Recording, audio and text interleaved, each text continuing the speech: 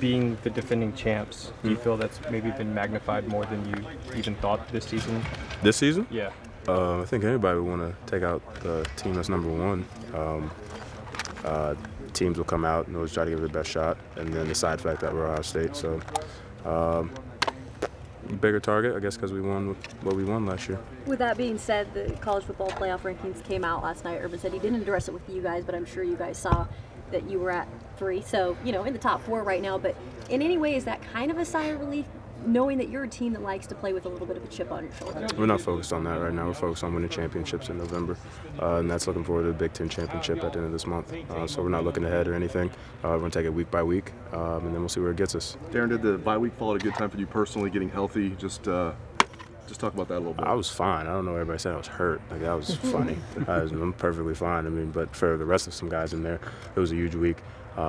Got to get some good film work in with the team and tweak some things on defense also. So you weren't banged up at all. That's interesting because like you're saying, a lot of people thought you were banged up for whatever reason. I don't know what you guys come up with sometimes, but no, I was fine. Darron, has it been seamless from JT to Carter? I mean, you've been there, done this a few times. Seamless as in the no distraction, no. Oh no, we don't. I don't know what people out there like to, misconstrue, but we don't care. We just try to go out and win football games. I mean, don't care who our quarterback is.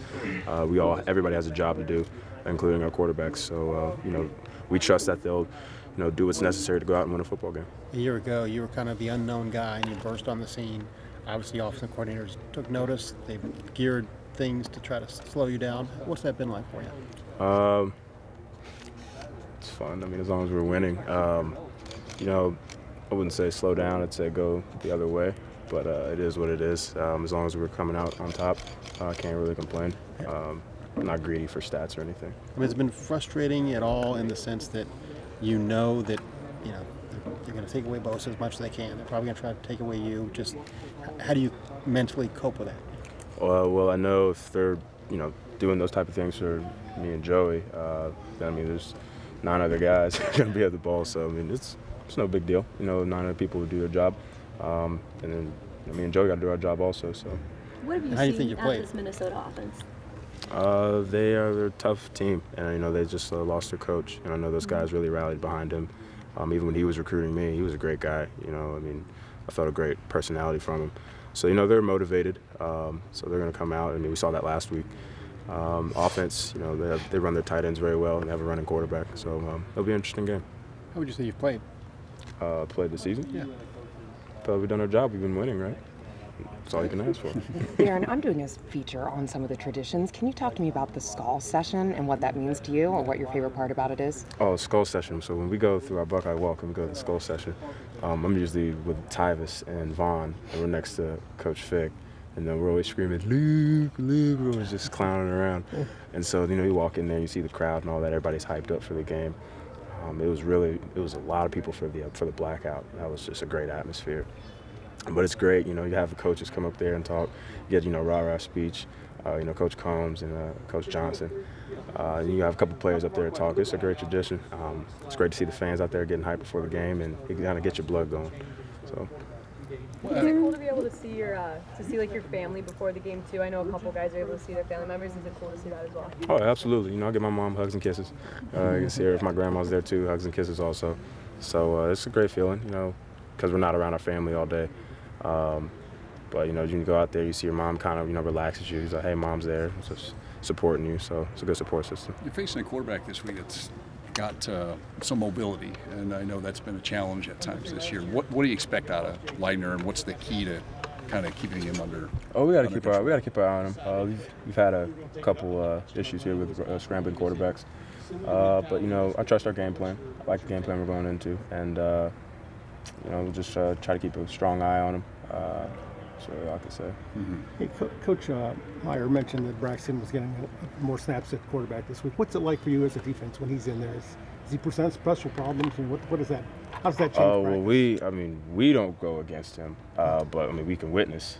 But we've been witnessing that for how many years now? So we all know what he can do. We all know what to expect. So we're excited to see where that goes. We coaches have a couple packages for him, so we'll see how it goes on game day. Darron, speaking about being a witness, what's the furthest you've seen him throw the ball this week? No comment. Where do you think this defense is right now, and compared to where you want it to be, where it was? We still have a ways to go. We still have some work to do, but I mean, it's a lot. I think we're starting to get the chemistry down pat, not just with the ones, but with the twos also. So if somebody gets dinged up, we jive well with each other for the next man up. I'm starting to see that come along, as a unit, and we trust each other. The trust just builds week in and week out, and you'll see a finished product towards the end of the year. Hey, Darron, how has this week been? I mean, you faced a little adversity at the beginning of the week. You're coming off a bye week. How's the week overall been? I think we've had a great week of practice so far. Guys are focused. We had an extra day, plus 1 day, because we're coming off a bye week. Our game plans are polished up, and I like the way we were looking going in this game. You're playing a team that likes to throw to the tight ends. They utilize him a lot. Does that put more? What kind of stress does that put on you, linebackers, or who is the stress on, and how important is that in your game? I wouldn't say necessarily stress, but just keying in on the guys. They have a blocking tight end mainly and a receiving tight end, so just keying in on those guys and what they can do. That one guy, I think, is like 6'10". So I'm like, dude, wrong sport. Like, you're playing the wrong sport, man. I'm going to be out there looking at him like this. I'm like, Jesus.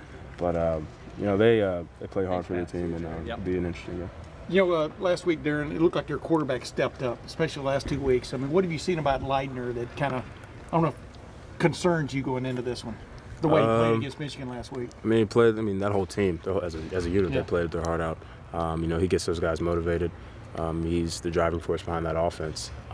Also have 2 good running backs also. Yeah.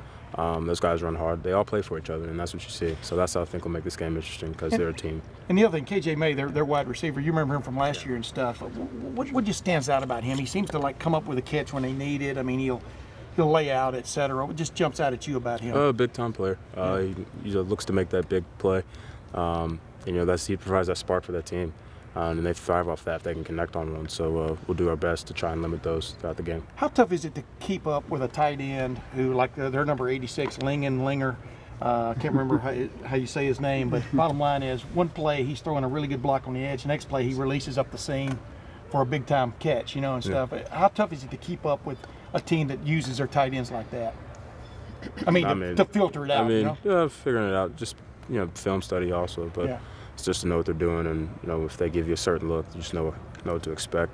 But I'm not afraid of a tight end. Yeah. I guess my point is they showed the same look, and all of a sudden he released between the guard and tackle and went up the seam. Oh yeah. I remember that play. Yeah. They can catch you sleeping. You just got them reading on your key. Our game plan, puts pressure on me and Josh to keep up on those tight ends. Yeah. So.